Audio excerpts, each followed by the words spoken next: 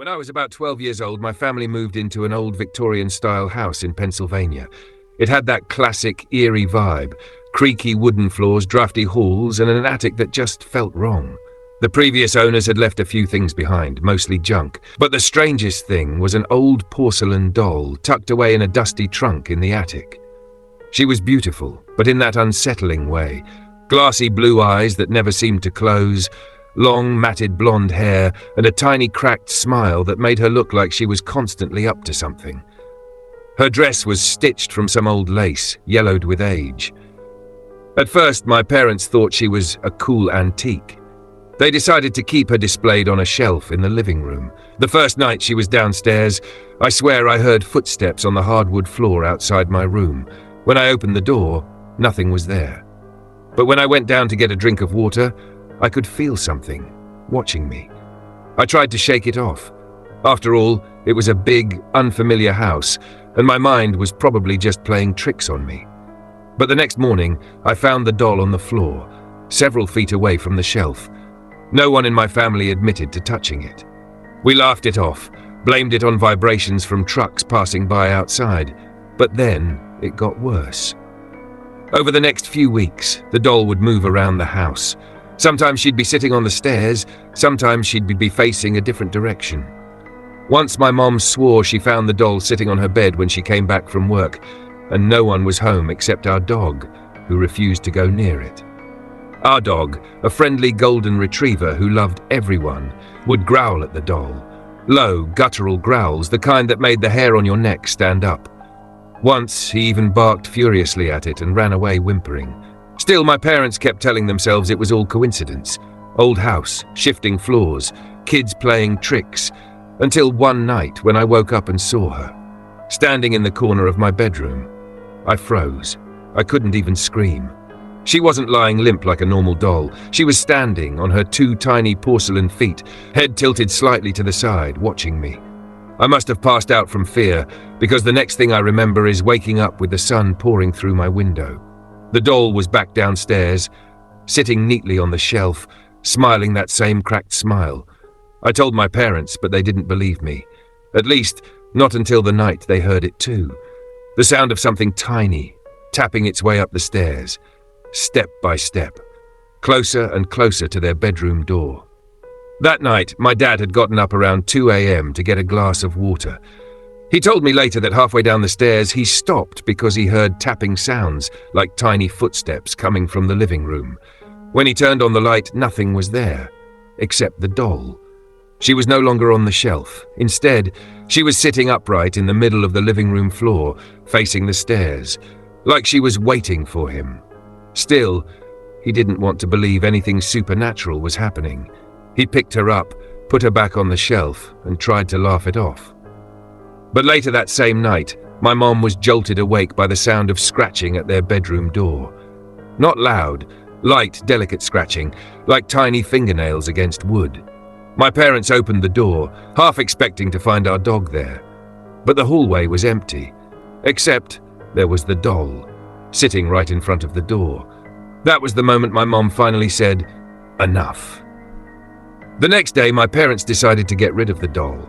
They didn't want to just throw it in the trash. Somehow they felt it wouldn't be safe to do that. So my dad packed it into a heavy-duty cardboard box, taped it shut several times over, and drove it to the county dump about 20 miles away.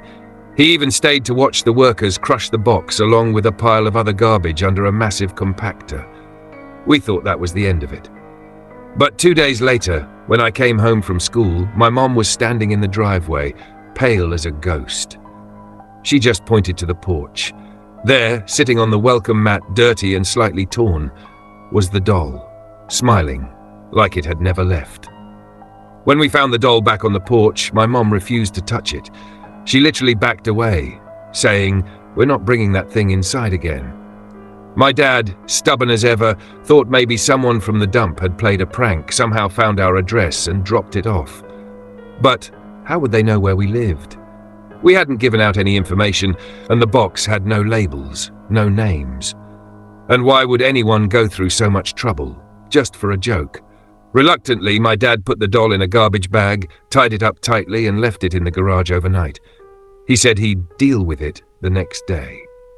That night was the worst one yet. Around 3 a.m., the temperature inside the house plummeted. Even with the heat on full blast, it felt like standing outside in a snowstorm. Our dog, who usually slept at the foot of my bed, started whining and scratching at the door, desperate to get out. And then, the garage door opened. We all heard it, that slow mechanical creak as it lifted. My dad grabbed his baseball bat and rushed downstairs, thinking maybe it was a burglar. He threw open the door leading to the garage, but no one was there. No one human anyway. The garbage bag that held the doll had been torn open from the inside. Shreds of black plastic littered the garage floor. The doll was gone. The weirdest part? There were tiny wet footprints leading from the garage door back into the house. Footprints the size of a child's or smaller. They stopped right at the base of the staircase, right at the spot where I would have to walk to go upstairs. After that night, none of us slept well. Doors slammed randomly. Lights flickered constantly. I would hear giggles sometimes, faint and high-pitched, coming from the vents. Sometimes I would wake up and find my bedroom door wide open, when I knew I had locked it. And then one night, my parents woke up to find me standing at the foot of their bed. But I wasn't awake. My eyes were open, but I was sleepwalking. In my hand, I was holding the doll. My parents were horrified when they saw me standing there, clutching that dirty porcelain doll, my face completely blank. My mom gently took it from my hands, trying not to wake me. My dad guided me back to bed. The next morning, I had no memory of it.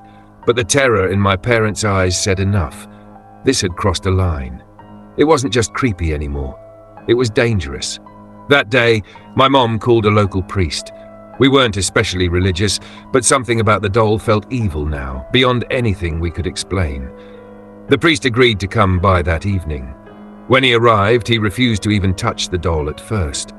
He said he could feel something very wrong about it, a presence, almost like it was alive. He blessed the doll with holy water and said a long series of prayers while my parents and I watched, barely breathing. During the blessing, the doll seemed to resist. The lights flickered wildly. The temperature dropped again, enough that we could see our breath indoors. And then, the doll cracked. Right down the center of its porcelain face, a jagged fracture split its features, slicing through that awful crooked smile. The priest wrapped it tightly in cloth, tied it with rosary beads, and took it with him when he left. He said he would bury it on hallowed ground where it couldn't harm anyone. For the first time in months, the house felt normal again. No more footsteps, no more cold spots, no more nightmares. We thought it was over, and it was, for a while. 6 years later, when I was packing up my things to leave for college, I decided to check the attic one last time. I climbed the creaky steps, opened the old trunk where we had first found the doll, and sitting right there, inside, on top of some faded yellow lace, was the doll. Still cracked, still smiling, waiting.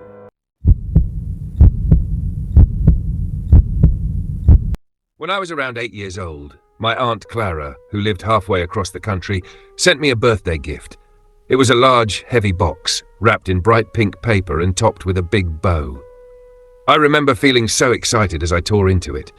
Inside was an old-fashioned porcelain doll dressed in a frilly white lace dress with tiny leather boots and glassy blue eyes that seemed almost too real. It wasn't new, not at all. The lace was yellowed and her boots were scuffed like they had been worn. Even the box had a faint musty smell like something pulled out of a very old attic. Still, I was a kid. A doll was a doll, and she was beautiful in a strange, haunting way.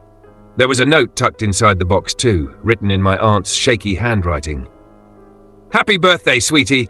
This doll has been in our family for generations. She's very special. Take good care of her. Love, Aunt Clara." That night I placed the doll on the wooden rocking chair in my bedroom right across from my bed. I named her Eliza.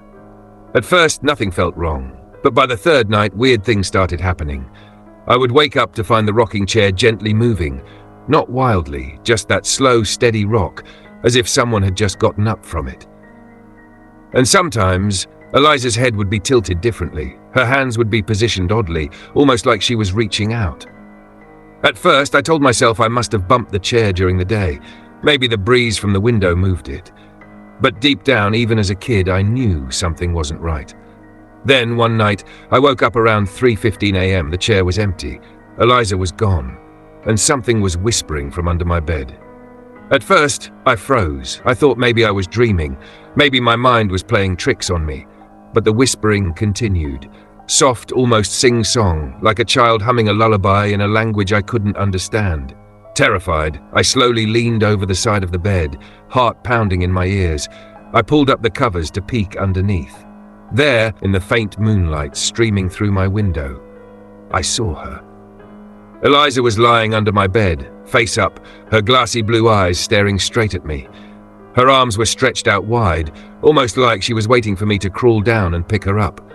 I bolted out of the room, screaming for my parents. When they rushed in and flipped on the light, the whispering stopped instantly, but Eliza was no longer under the bed.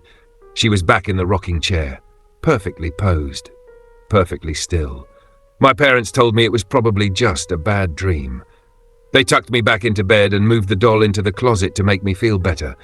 But that night, I barely slept, because every so often I heard the soft tap-tap of tiny porcelain feet pacing inside the closet, and something scratching lightly, like little fingers trying to claw their way out. The next morning, after I told my parents about the scratching sounds, they finally took me seriously. My dad said enough was enough. We were getting rid of Eliza. We wrapped her tightly in an old blanket, stuffed her into a cardboard box, and drove to the town dump.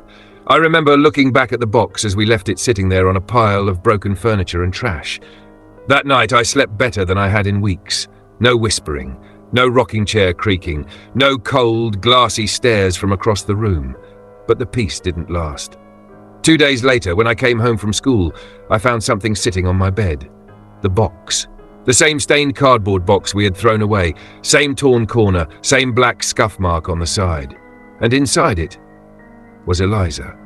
Her dress was dirtier now, her face cracked slightly near the mouth, but those same piercing blue eyes stared up at me, full of something that almost felt like anger. My mom screamed when she saw it. We had no idea how it got back. We didn't tell anyone where we left it.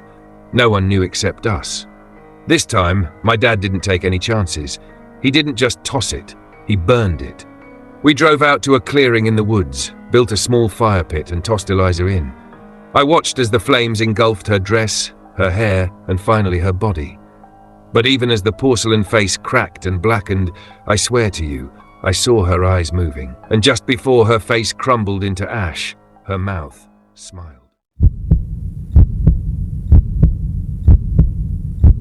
When I was 15, my family moved into a 120-year-old farmhouse deep in rural Pennsylvania. It was beautiful but worn.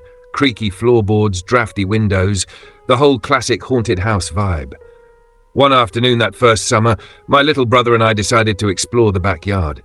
The yard was huge, with wild grass, broken down fences, and a half-collapsed barn off to the side. While digging around near an old oak tree, my brother's shovel hit something hard. At first we thought it was just a rock, but when we cleared away the dirt, we found a small, rusted metal box.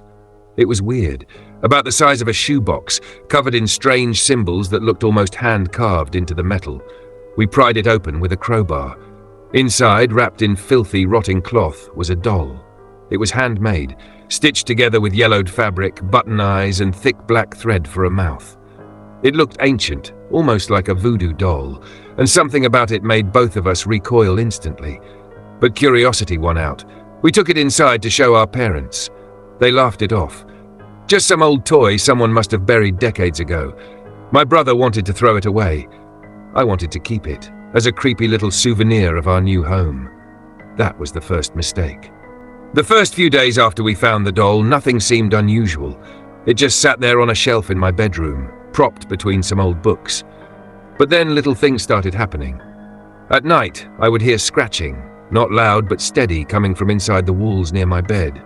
Lights would flicker, cold spots would appear randomly in the house, even though it was the middle of July. My brother started having nightmares every night, waking up screaming about the thing with button eyes standing at the foot of his bed. One evening, while my parents were out, I decided to inspect the doll more closely. I picked it up, and as I turned it over, a sharp pain shot through my hand. There was a needle buried deep inside the doll's body, hidden under the fabric. When I pulled my hand away, I noticed something worse. My name was stitched into the back of the doll in tiny black thread, even though it hadn't been there before. I dropped it immediately. I told my parents what happened.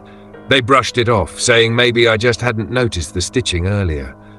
But that night I woke up to find the doll sitting on my chest, even though I had left it across the room.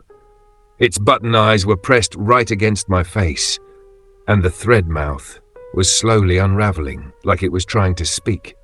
The next morning I told my parents what happened about the doll being on my chest and the strange unraveling thread.